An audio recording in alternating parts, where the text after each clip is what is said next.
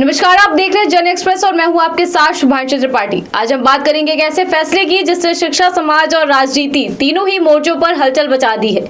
मुख्यमंत्री मोहन चरण मांझी की अगुवाई में उड़ीसा सरकार ने मेडिकल और तकनीकी शिक्षा में आरक्षण की तस्वीर ही बदल दी है। सरकार ने अनुसूचित जनजाति यानी एसटी, अनुसूचित जाति यानी एससी और सामाजिक और आर्थिक रूप से पिछड़े वर्ग एसईबीसी के लिए चिकित्सा और तकनीकी शिक्षा संस्थानों में आरक्षण के कोटे में वृद्धि की है।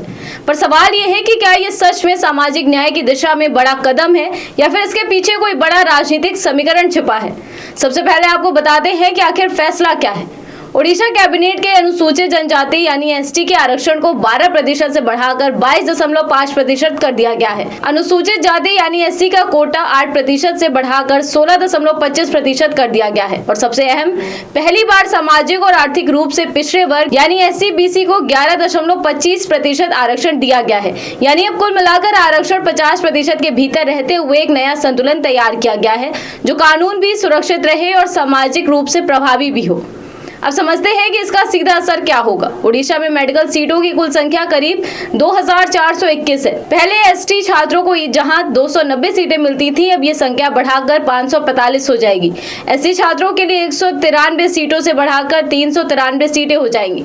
यानी साफ है कि डॉक्टर और इंजीनियर बनने का सपना अब इन समुदायों के लिए पहले से कहीं ज्यादा सुलभ हो जाएगा। लेकिन ये सिर्फ एक आंकड़े नहीं है, ये एक बड़े बदलाव का संकेत है।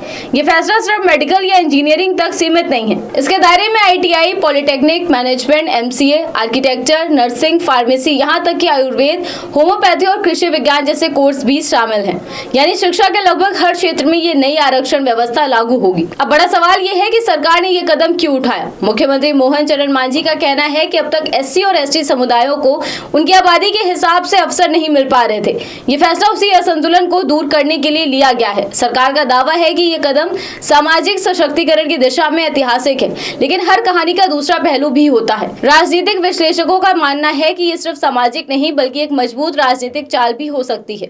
दरअसल एससी-बीसी को पहली बार आरक्षण देकर सरकार ने एक बड़े वोट बैंक को सीधे तौर पर साधने की कोशिश की है। वहीं एसटी और एससी कोटे में भारी बढ़ोतरी कर भाजपा इन वर्गों में अपनी पकड़ और मजबूत करना चाहती है।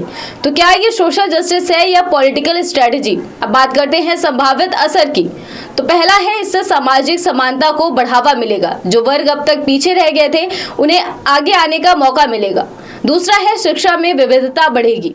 अलग अलग पृष्ठभूमि के छात्र जब तक एक साथ पढ़ेंगे तो एक समावेशी माहौल बनेगा। लेकिन तीसरा पहलू थोड़ा संवेदनशील है। इससे जनरल कैटेगरी और अन्य वर्गों के छात्रों में असंतोष भी बढ़ सकता है, क्योंकि सीटों का वितरण बदलने से प्रतिस्पर्धा का स्वरूप भी बदल जाएगा। और चौथा है कि यह फैसला अन्य राज्यों के लिए भी एक उदाहरण बन सकता है। अगर ओडिशा का मॉडल सफल होता है तो आने वाले समय में दूसरे राज्य भी इसी राह पर चल सकते हैं। तो कुल मिलाकर ये फैसला सिर्फ एक सरकारी आदेश नहीं है, ये एक सामाजिक प्रयोग है जिसका असर आने वाले कई सालों तक देखने को मिलेगा।